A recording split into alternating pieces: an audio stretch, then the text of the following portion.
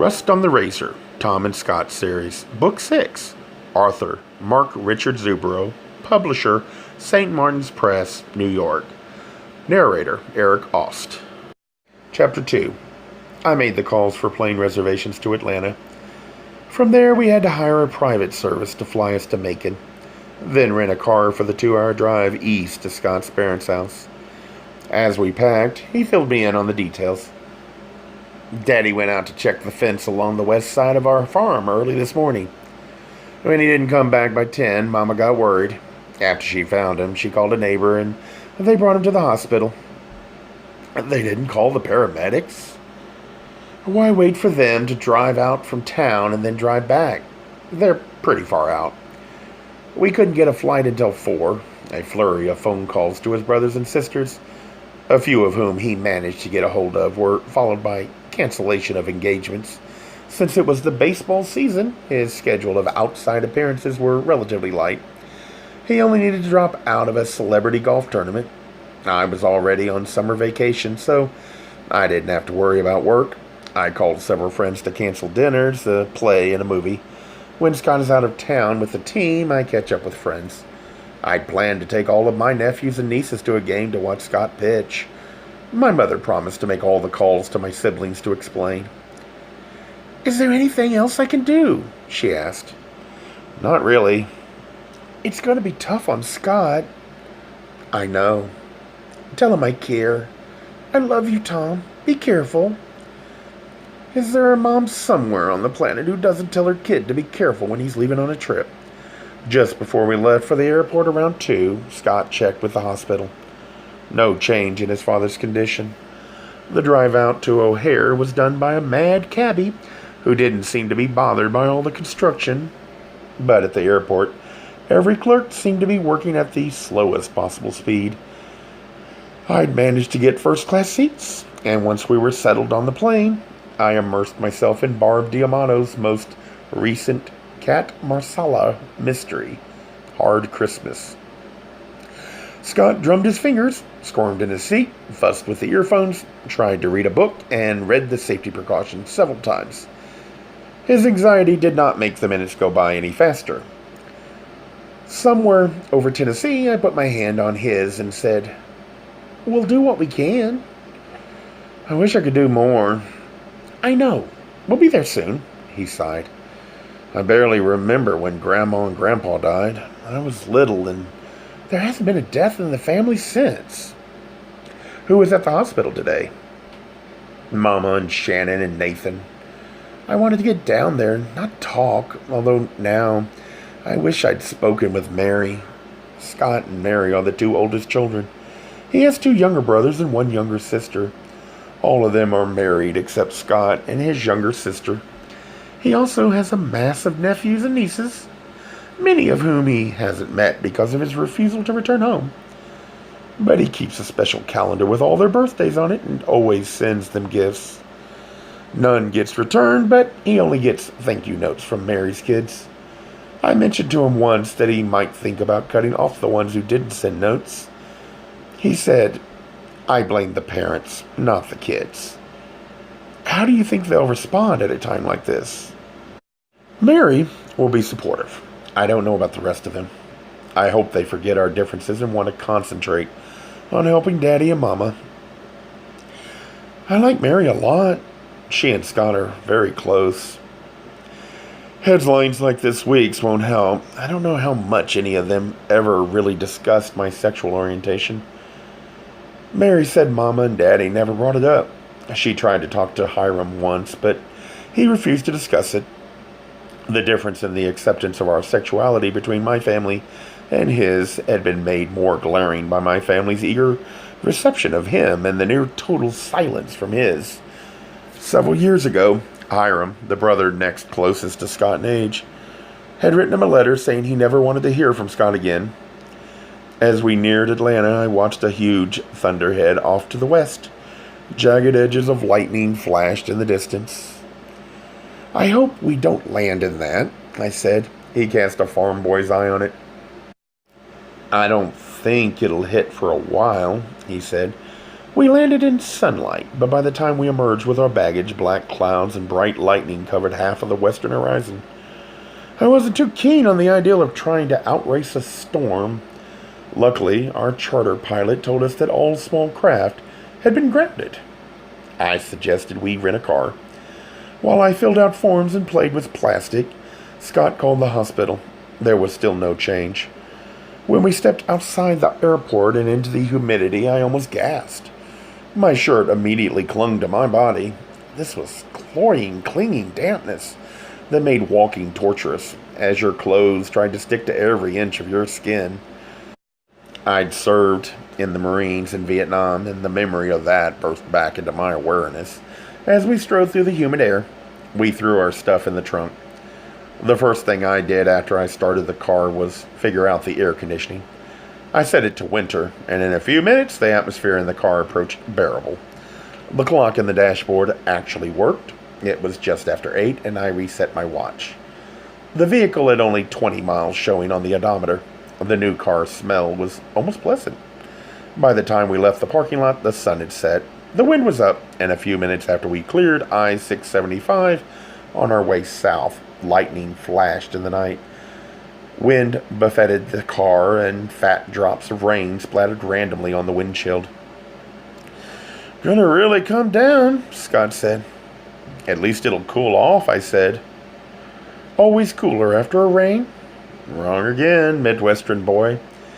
An hour south of Atlanta, the rain swept down in torrents for 15 minutes. An announcer on a Macon radio station told us this bit of downpour would barely dent the drought they were having and was too localized to do the farmers much good. What I saw out the window sure looked like the deluge to me. During the rain, our speed barely rose above 40. We passed through the Henry, Butts, and Monroe counties. Moments after the downpour stopped, I pointed to a salacious advertisement emblazoned on a huge sign on the left side of the road. "Did I just see a scantily clad, full-breasted woman on that billboard announcing adult delights?" "Myrtle's Exotic Cafe. Been there since I was a kid." "A billboard like that on the interstate in Georgia? I thought this was the haven of fundamentalism and purity." "It's extra sexual, so it's okay." "You're kidding." He wasn't. I lowered my window to enjoy the cool breeze. "What are you doing?" Scott asked. Clinging humidity fought with the car's air conditioning. "I was going to enjoy the after-storm coolness." "Not here." I waved my arm outside the window. I half expected it to move air. I rolled the window up. "How did you survive summers here?" "The same way you survived bitter cold Januaries as a kid. We enjoyed the mild winters and endured the heat in summer. When you're young, you don't notice so much. Now we turn on air conditioning. In winter, you turn on heaters. Same principle." "Sort of." We took the first exit south of Macon and turned east. One of those rental sign deals with movable letters greeted us at the bottom of the exit. Brighter than the lightning had been the sign announced, "Jesus Saves Garage Sale Saturday." A plethora of signs lined the road. A few had bright, smiling Georgia peaches. Several advertised Vidalia onions, and one hawked something called orange blossom honey, assumedly honey made from or with orange blossoms. I asked Scott. "I always thought it meant honey made from bees that were only allowed to feed on orange blossoms." "They can do that." He shrugged. We ate at a nearly deserted Shoney's a quarter of a mile from the interstate. The friendly waitress did not recognize Scott. I hadn't said anything on the way down, but I was worried about the recognition issue. We were gay men in rural Georgia, and while I didn't think the Ku Klux Klan would come riding through the night to lynch us, I wasn't all that sure. I'd heard enough horror stories about the religious right and the rural South to make me uncomfortable. The newspaper machine next to the front door of the restaurant had a copy of the Bibb County Gazette, your weekly newspaper. Under a picture of Scott throwing a baseball, the headline read, "Local sports star, gay." The photo showed him standing on a baseball mound against a backdrop of high school bleachers. After our meal, we drove in darkness with lightning flashing off to our left, and far to the north, trees rose on both sides of us. Unlike the Midwest, where you can see lights in the distance and feel the spaciousness around you when driving through the countryside at night, here the sides of the road were closed and impenetrable. Lights shone only in lonely homes located near the road. Through every small town we traversed, I scrupulously observed the speed limit. I wanted to keep Scott's mind off his father somehow, but I didn't want to fill the night with endless chatter. What was the point? I just hoped we found Scott's father alive. Lots of historical markers around, I opined after we'd taken 10 minutes to pass through the 25-mile-an-hour speed limit of a county seat. Sherman marched through here during the War of Northern Aggression. The what? That's what my history teacher called it in high school. She never permitted anyone to call it anything but that in her presence. The Civil War? Yeah. Each marker gives details about what troops of what division and what battalion stayed next to what creek and what hill. They want to remember Sherman's march. They want to preserve every fact of anything historical. Winning and losing is another matter. Oh. We journeyed through Bibb, Twiggs, Wilkinson, Washington, and finally into Burr County. I pointed out the Burr County sign to Scott. They named a place after a famous American traitor. This is Angus Burr, a hero of the American Revolution. Did something noble in saving people from the English someplace on the coast that was not Savannah. Several miles of silence ensued. We finally entered the city of Bernard, the county seat, and the population center nearest to his parents' farm. A huge banner was draped from the Rexall drugstore to the courthouse, welcoming all the returning grads of Jefferson Davis High School. I slowed down, and Scott gave directions to the hospital. On first sight, the notable buildings in town were a Waffle House and the undoubtedly equally exotic Huddle House, both of which seemed to be your traditional greasy spoons, while the more modern variety was well represented by McDonald's, Burger King, and Subway. It was well after midnight, and we didn't see anyone in the town. Not a car moving through the flashing stoplights. No one tooling around the courthouse square. The hospital surprised me. It was a 4-story modern edifice. A lit sign proclaimed the emergency room entrance. Light from round globes shone on dusty pavement. Insects sang and owls hooted as we hurried in. Only hospital for miles around, Scott said as we swung open the doors. The reception desk was closed. We followed corridors of red brick and yellow tile to the emergency room for directions. A lone nurse sat filling out forms. As we approached, she looked up from her paperwork. When Scott gave his dad's name, her whole expression changed. But she made no comment. She merely gave us directions, but I saw her reach for the phone as the elevator doors closed behind us. Scott's dad was in the cardiac care unit. Upstairs, we followed the directions on posted signs to the CCU Patient Family Lounge, where Scott used a phone to call the actual unit. No one answered. Scott didn't hesitate. He strode purposely through the doors to the unit I followed. None of the nurses was on duty. Most of the rooms were empty. In one cubicle, an elderly woman slept peacefully. Outside the last room on the left, we saw a sign with Mr. Carpenter typed neatly on it. We entered the room tentatively. Light from the machines hooked up to Scott's dad cast their blue and green light. I saw blips and heard occasional beeps. One machine read out numbers and red numerals that fluctuated between the high 60s and the low 70s. A tube entered one of his father's nostrils. Wires were attached to his chest and an IV ran to his wrist. Scott stared wide-eyed at the machines. His dad stirred for a moment, but did not waken. I wondered where everybody was. Scott approached the bed. "Daddy?" he whispered. "Daddy?" The side rails on the bed were up. Scott took his father's hand gently and held it. With his other hand, Scott carefully pushed back the sparse gray hair on his father's head. A few moments later, his father's eyes opened. Scott whispered, I love you, Daddy. Scotty, his dad murmured. I'm here, Daddy. The man sighed contentedly, closed his eyes, and slept.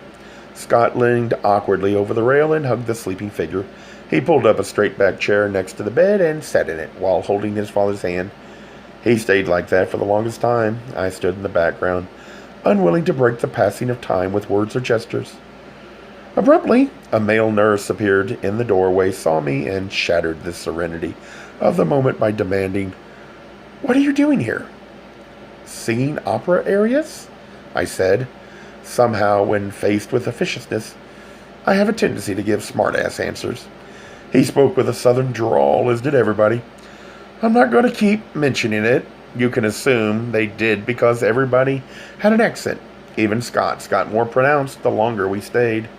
Scott stirred and the nurse took note of him. "Who are you two?" the nurse asked. "You can't be here." Scott walked over to us. We both towered over the man, who seemed to be in his late 20s. He had a small mustache and a rounded belly that bulged under his white uniform. "I'm Scott Carpenter. This is my father." "Oh." The sign in the lounge said visiting and cardiac care could happen any time, but no one answered our call. I was on break. "Isn't someone supposed to be on duty all the time in cardiac care?" I asked.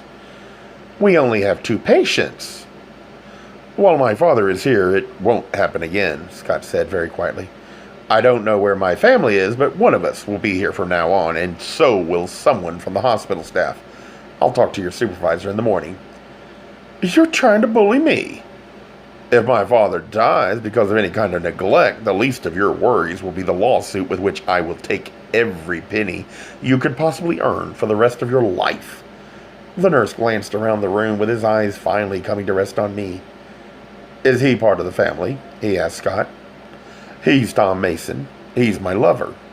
Scott said, "He'll stay if I want him." "Not if the supervisor says he can't. Only family in here." "Where is everybody?" Scott asked. "Mrs. Carpenter and her daughter went to the machines in the cafeteria to get some coffee a while ago. I thought I'd be back before they returned. I'm sorry. I apologize. Still, the only people allowed in cardiac care are immediate family. When your mother and sister return, he'll have to leave." I could see Scott preparing to be stubborn. I didn't want to fight, but I wanted to do whatever I could for him. The phone buzzed on the nurse's desk. He hurried the 8 feet to answer it. He listened for a minute and then said, "Only 2 at a time." In a minute, Scott's mom entered the room. She leaned on Scott's sister, Mary's arm. Scott hurried to her and they embraced. "It's good to see you, son. So good." Mary hugged the 2 of them simultaneously. His mother gave me a warm smile and patted my arm. Mary thanked me for coming. "What's happening, Mama?"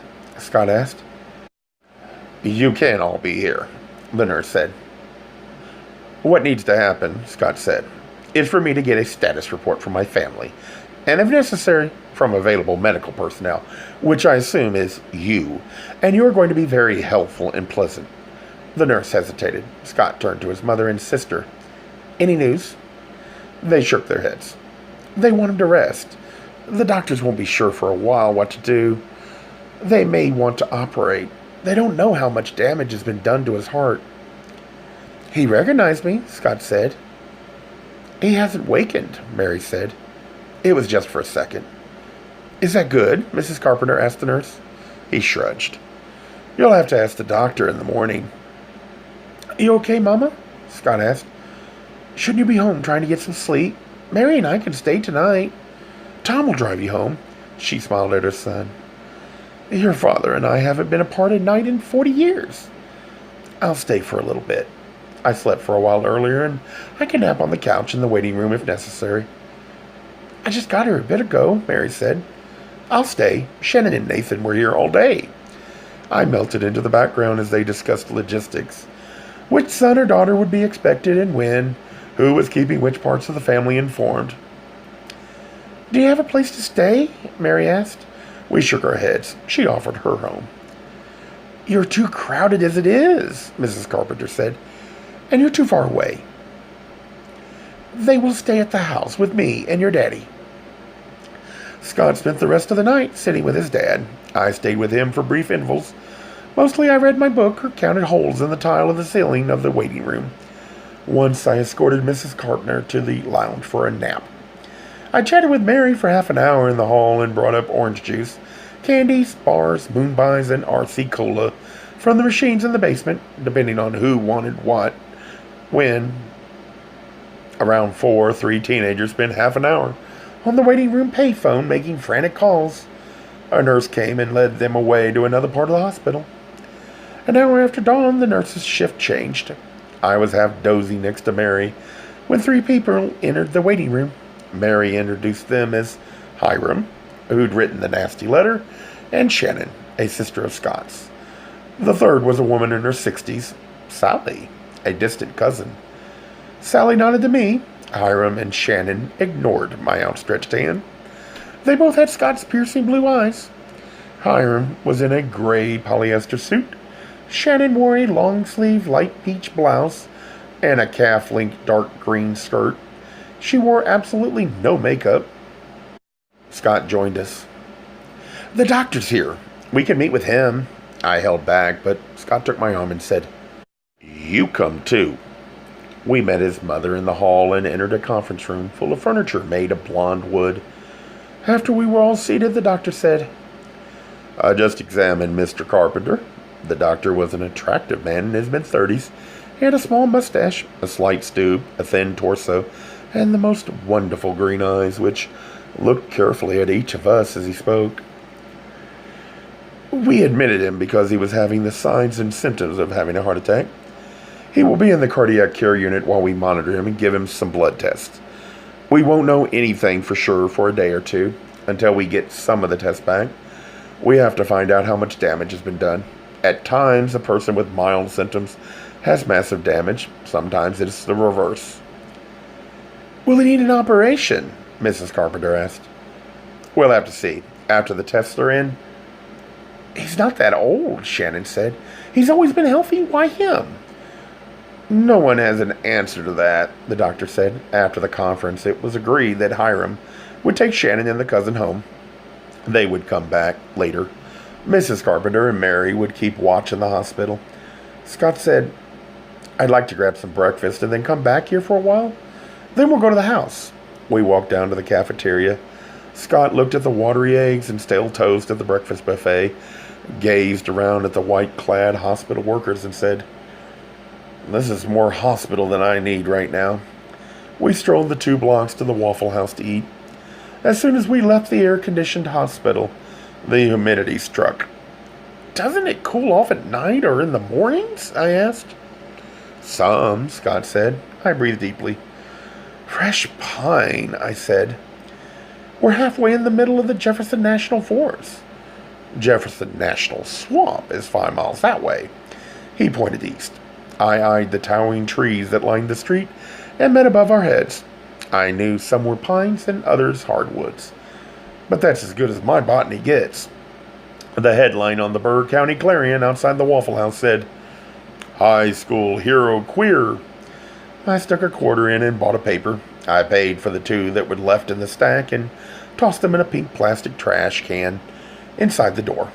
Patrons filled half the booths at the restaurant.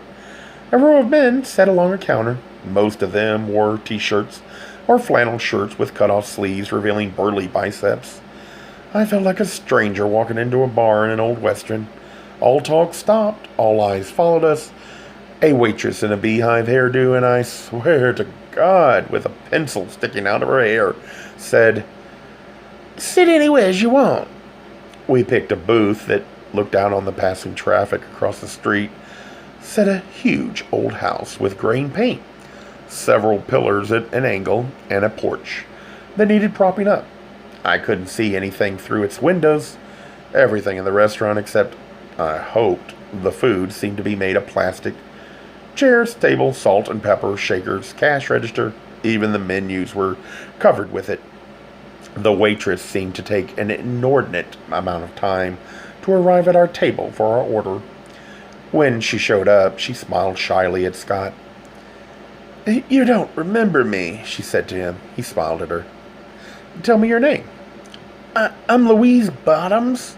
I was a year behind you in school, and I'm sorry about your dad. Thanks, Scott said. She filled her coffee cups. I'd never been in a Waffle House, so I ordered a waffle. Always go with the house specialty. I figured. Scott ordered biscuits and gravy. The waitress left. A glance around the restaurant showed me most faces quickly averted, some boldly staring, and a few with studied indifference. You okay? I asked. I'm not sure. Scott rubbed his hands over his face, then looked at me. I didn't know what I'd do when I saw my daddy. It feels so strange. I hope my mama would be there. I love both my parents, but it's tough.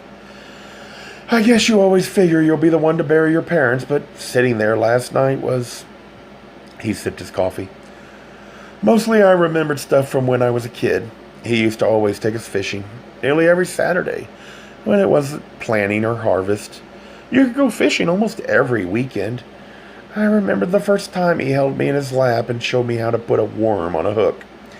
He was patient and gentle. I felt warm and safe and honored for being with my daddy in a quiet and peaceful world only he and I shared. I think I remember the song of every bird, the murmur of every fly, and the water as it touched the banks of the stream. I was the oldest boy, and he was still young and strong. The night before that first trip, I was so excited. I couldn't sleep. I must have been 4 or 5. I gave him an encouraging murmur.